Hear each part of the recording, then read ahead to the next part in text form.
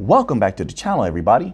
I am McAlphanine. Please subscribe to the channel if you haven't already. I would greatly appreciate that. And if you could, please click that like button, turn it into a rocket, and send it to the moon. Also, it's Friday, so it's payday for a lot of people out there, and I know exactly what you need. You need yourself, not financial advice, I'm not a financial advisor, but you need yourself an Alphanine NFT. So on Algorand, the greenest blockchain for NFTs, also Algorand is carbon negative, and I would love for you to have one. So we're going to begin here.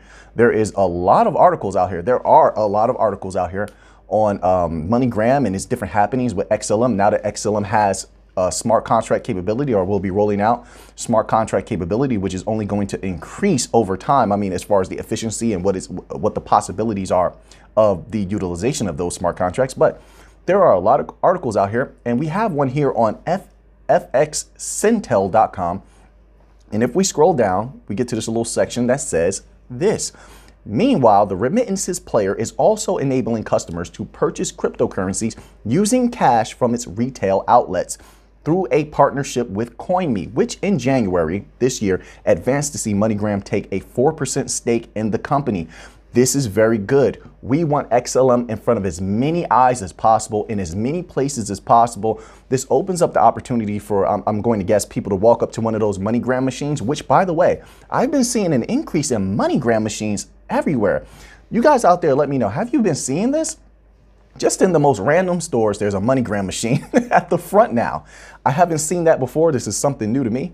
But anyway, that's very good. So now maybe we have the ability for people to walk up and they're using the MoneyGram machine. They want to transfer it over to crypto. Maybe they heard that you can use cryptocurrency as a banking coin rail, as a fiat rail to move things back and forth cheaply and efficiently and almost near instantaneous.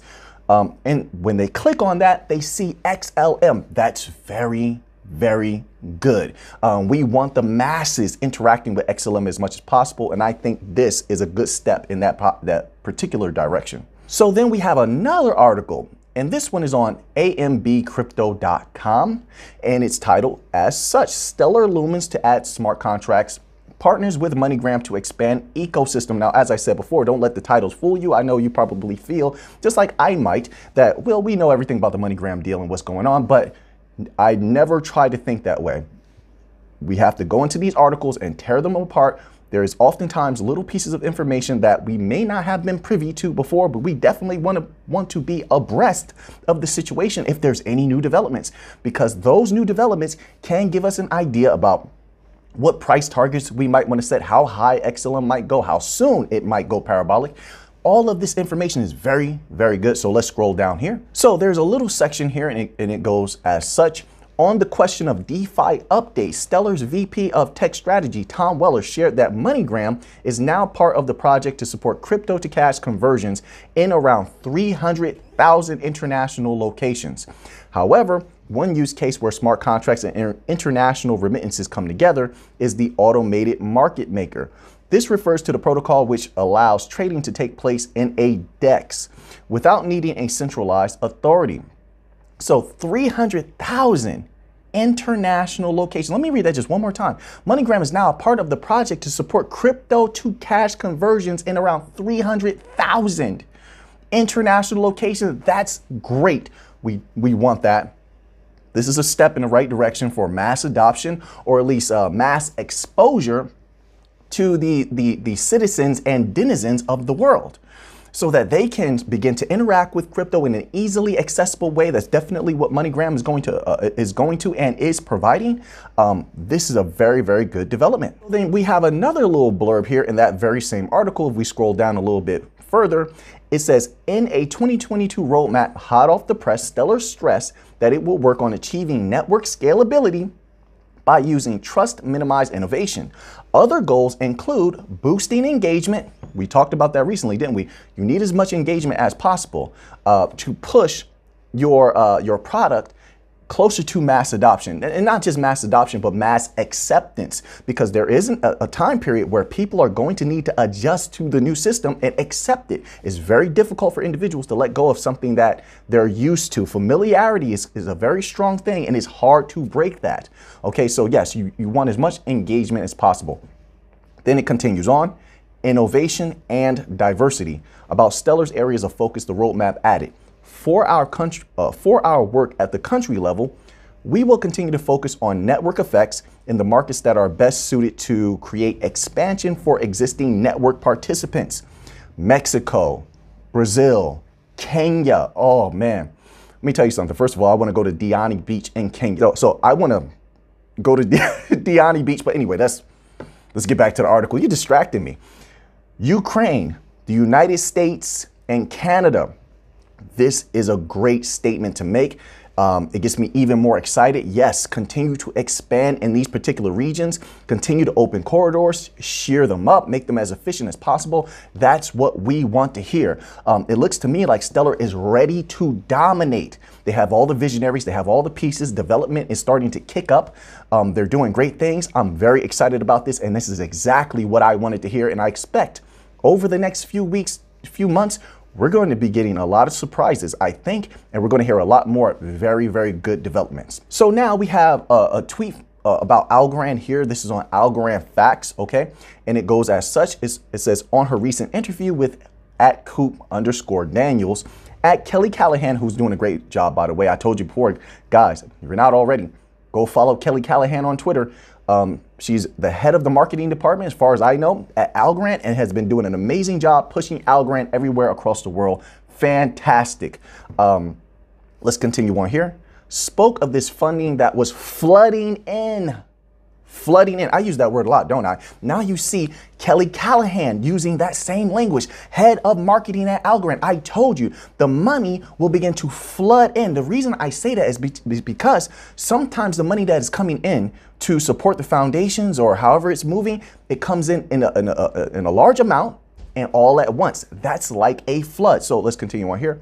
$2.5 billion coming into the ecosystem. And also another fund on the way to invest in Algorand-based projects.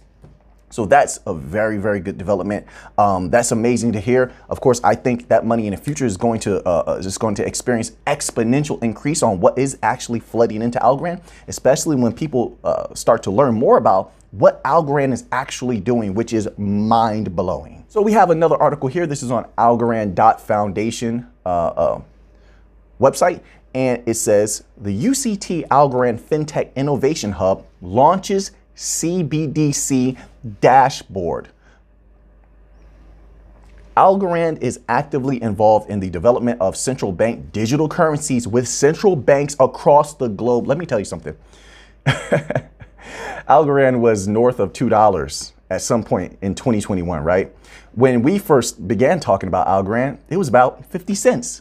It was about 50 cents when we began talking about Algorand. Look at how high it went just off of retail movement alone. Now imagine what it's going to do if it lands a CBDC, 2, 3 of them, who knows how many. Imagine what it will do if it lands a CBDC. You have all of that capital flowing through Algorand. And what did they just say here? This is from Algorand Foundation itself. What does it say right here? Let's read that again. Algorand is actively involved in the development of central bank digital currencies with central banks across the globe. That has to be a great sound to the ears of holders of Algo. And they have a strong community, by the way. It's my humble opinion, they're going to make a lot more money. I have to say a lot more because they already made a ton of money. Just on the prior run-up, like I said, it was like at 50 cents, then it went to 56 cents, then it fell down to like 48, 46 cents range. Then it just took off. And then it was around like $2 or something like that. I think, don't quote me on that, but I think it was around $2. So they already made a ton of money.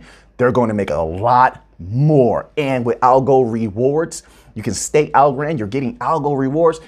Unbelievable opportunity in my humble opinion when it comes to Algorand. Not financial advice. I'm not a financial advisor. Don't want to be. Now, let's continue on here. The UCT Algorand FinTech Innovation Hub actively supports this and developed an open source CBDC dashboard for the Algorand ecosystem.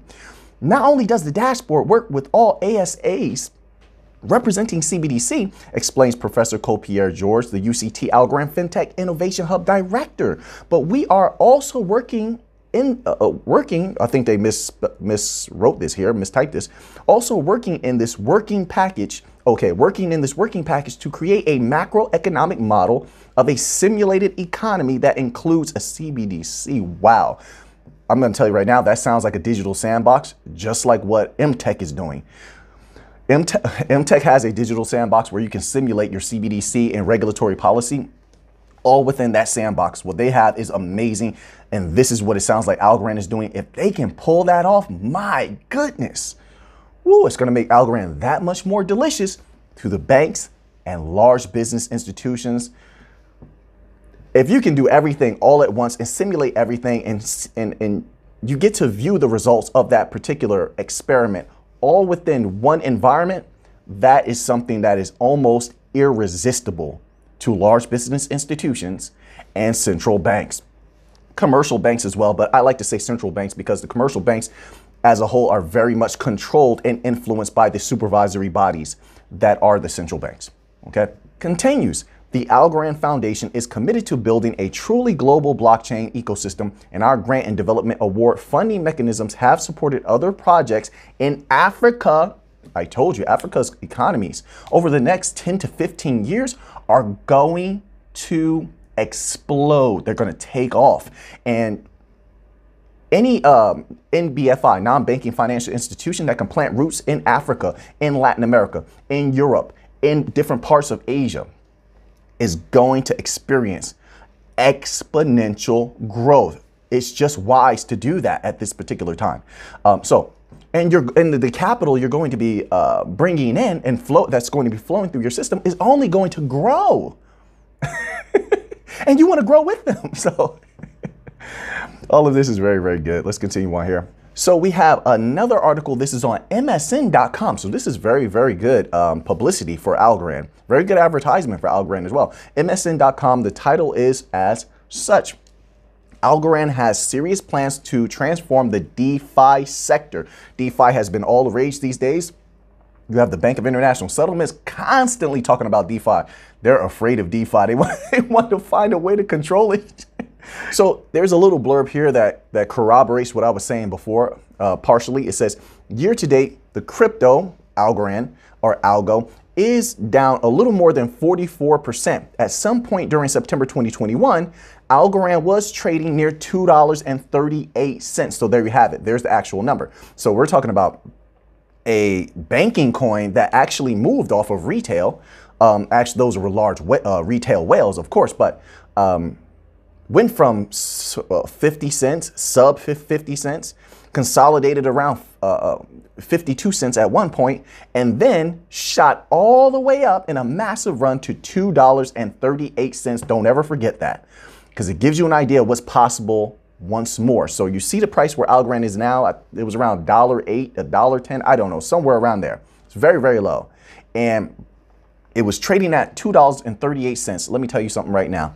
Algorand lands any type of CBDC, it's going to shatter that number. Just blitz it, blast right through there. That's easy work. $2.38. If Algorand has a CBDC, that's easy work to surpass that. Easy. In my humble opinion, not financial advice. I'm not a financial advisor. Getting better at saying that fast. More news from Algorand. This is from Algorand Foundation again. Algorand is taking off. My goodness, they are dominating. I told you, this company is taking it serious. They have a fire in their belly, and that makes this a very safe hold, in my humble opinion.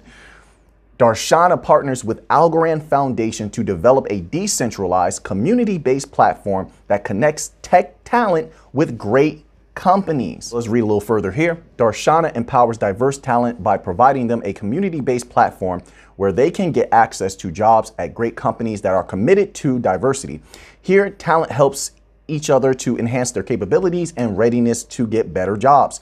This is what it means to me. Algorand is continuing as what they were doing before in 2021, bringing in as many brilliant minds as possible. They had a lot of different activities throughout 2021 where they were reaching out and they were providing grants and such. And in my humble opinion, they were utilizing that particular ability to bring in brilliant minds that were going to be developing different things, mechanisms on the Algorand blockchain, and it's only going to benefit Algorand. I don't see this as any different. This is a good strategy to make sure you're scooping up as many genius minds as possible to come build on Algorand, and that is going to make Algorand's future even brighter than what it would have been. This ensures that innovation continues at Algorand, even though I don't have any doubt about that, even before something like this were to be announced. Okay, so now we have some very interesting happenings with Google, who is on the governing council of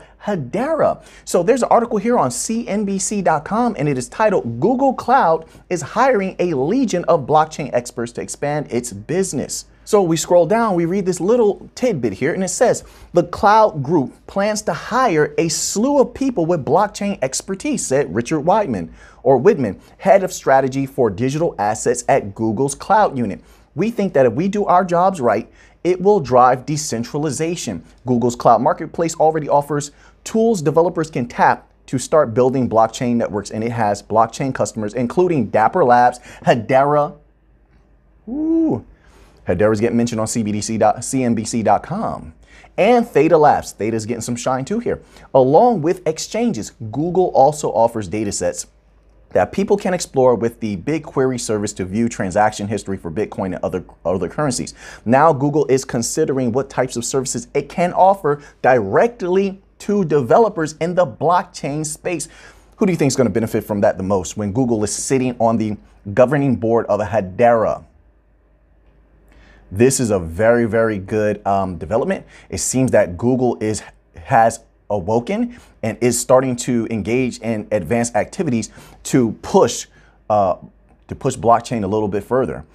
We want companies like Google getting involved, especially when they're on the governing council of Hedera. IBM is also on the governing council of Hedera. FIS, who controls a myriad of banks, is also on the governing board of Hedera. And we know Hedera is going to be stepping up its not only its advertising, but it has open sourced its code. There's going to be a lot of activities happening with HBAR. There's no way that I see HBAR staying at the price that it's at right now. It definitely is going to go up, in my humble opinion. Not financial advice. I'm not a financial advisor, but HBAR is going to take off, in my humble opinion. It's looking very, very healthy, looking very, very good. This is a great development. So then we have a post from Reveal Technology, and it goes as such. This is about Hedera also. "We are pleased to announce that Reveal selected Hedera Hashgraph as our network protocol and partner. Here is why: proven track record, low transaction fees, enterprise solution, a lightning fast network, and consensus solution with 25 of the top Fortune 100 companies." Let me say that again. It's consensus solution with 25 of the top Fortune 100 companies. Ooh, that hits so hard. So then we go to reveal.io because we want to know, what the heck is Reveal? Who are they? And it says, "Be authentic, the world loves an original. Reveal digital copyright protection and anti-counterfeit technology." Compliance, anyone? "Anti-counterfeit technology protects artists, creators, and owners of intellectual property across the digital spectrum and into the physical world." So doesn't this sound a lot like Hedera preparing for whatever they're going to be doing with NFTs that will be massive? And I think that Google will assist them in a lot of ways when it comes to NFTs. And if that happens, you will see Hedera act as host to probably the most massive NFT network on the planet, if everything works out according to plan, and if it's getting the support from the governing council. And I think that something like this is in preparation of that. I could be completely wrong, but that's what this appears to be. So then we have a post from MTech, and it says, "Check out this executive summary about fintech and payments regulating digital payment services and e-money." If you don't follow MTech, definitely follow MTech on Twitter because they put up a lot of interesting posts. So here we click on this link, which is going to BIS, and we are provided with this PDF document, which is 2 pages. But if you scroll down, right, there's a little section here. Payment systems involve a wide range of NBPSPSs. That is a very, very long way, a long acronym to pretty much speak about NBFIs, non-banking financial institutions, pretty much. Okay, and it says, on a broad level, one can distinguish between NBPSPs that offer consumer-facing or retail services at the front end and those that play roles in clearing, settlement, and processing at the back end. Just listening to that sounds a lot like what people were discussing with how MoneyGram was utilizing XRP versus how it's utilizing XLM. Then it gives you an idea into how institutions are looking at using the banking coins, some for front end, some for back end. And then we get to this part here. Some MBPSPs operate closed loop systems which combine both front end and back end arrangements under one roof. Now, granted, some banking coins are definitely capable of that, but this sounds more like what is an MBDC or MCBDC, does it not? When you're utilizing, let's say for example, you're utilizing XLM for inflow, XRP for outflow, or using XLM for one particular reason, XRP for another. Then you have Hedera for their smart contract capabilities. This sounds a lot like that. This is a very, very interesting document here. Let's continue on. Among them are large technology firms. Did we skip anything? Among them are large technology firms, big techs, that offer payment services as part of a much wider set of activities. So this is like IBM. Okay, so IBM would be one of those who was offering infrastructure for central bank digital currencies. And I suppose this is who they're considering, large institutions like IBM, Visa as such, as NBPSPs, okay? And they're offering payment services as part of a much wider set of activities. As you know, an institution such as IBM offers a lot of financial services to the banks and large business institutions. So this is a very interesting document. I definitely recommend giving it a read. So now that you have that information, what are you going to do with it? I know what I'm going to do with it. So until next time, let's get to the money.